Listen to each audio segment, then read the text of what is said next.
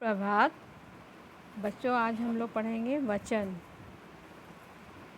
वचन में यहाँ चित्र पर दिखाया गया है तोता, मोर, लड़की, कुर्सी।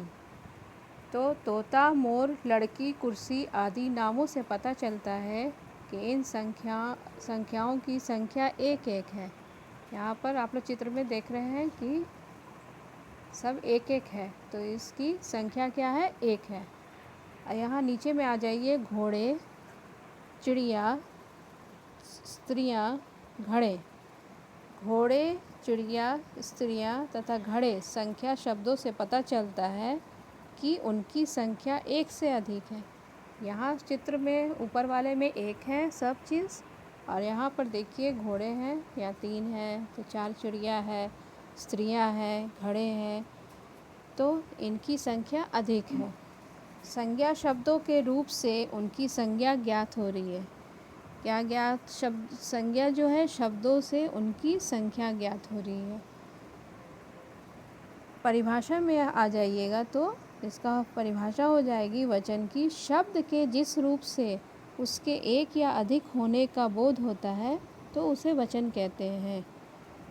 शब्द के जिस रूप से उसके एक से या अधिक होने का बोध होता है तो उसे वचन कहते हैं। अगले पेज में देखिए। संज्ञा शब्दों का एक या अधिक रूप, जैसे एक गमला है तो यहाँ पर एक से अधिक है तो इसको गमले लिखेंगे। यहाँ पर एक गमला है तो एक गमला लिखेंगे। यहाँ पर बहुत से हैं तो उसमें गमले हो जाएंगे। अब यहाँ पर आ जाइए। गेंद, यहाँ पर बहुत सी गेंद हैं तो गेंदे लिखेंगे। कली, तो यहाँ पर हो जाएगा आपका कलियाँ। हिंदी में वचन के 2 भेद होते हैं, एक वचन, बहुवचन। यहाँ व्यक्ति आपको पहचान करा रहे हैं, एक वचन है, यह बहुवचन है। अब एक वचन में आइए। जैसे बकरी चर रही है, हाथी घूम रहा है। बकरी तथा हाथी संज्ञा में एक है। इन वाक्यों को पढ़ने से उनकी संज्ञा का बोध हो रहा है, यहाँ एक वचन है। इसकी परिभाषा आप लिखेंगे।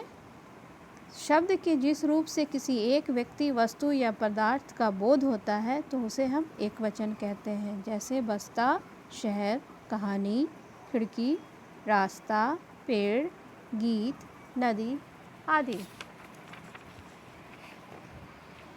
अब आप आ जाइए बहुवचन में। लड़के भाग रहे हैं, तितलियां उड़ रही हैं। यहाँ बहुवचन में आ गया बहुत सा। तितली भी है, उसमें भी फूल बहुत से हैं, तितली बहुत से हैं। लड़के, तितलियां संख्या शब्दों से उनके एक से अधिक संख्या होने का बोध होता है, यहाँ बहुवचन है। तो इनकी परिभाषा हो जाएगी। शब्द के जिस रूप से अधिक व्यक्ति, वस्तु या पदार्थ का बोध हो तो उसे बहुवचन कहते हैं। जैसे बालियाँ, चाबियाँ, कहानियाँ, कपड़े, बस्ते, रास्ते, सभाएं आदि। ठीक है बच्चों, इतना आप लोग याद करिए। उसके बाद अगले पार्ट में हम पढ़ेंगे वचन की पहचान। ठीक है, धन्यवाद।